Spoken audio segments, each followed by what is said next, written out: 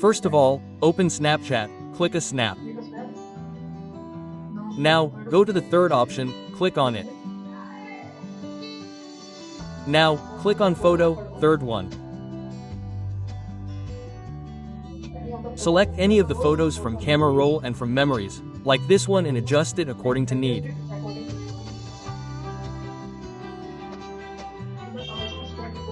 You may also select from memories, like this one. Adjust it and you may send it to anyone.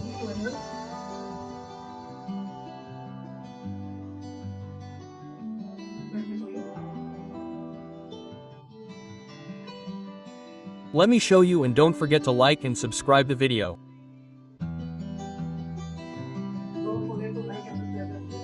Thanks for watching.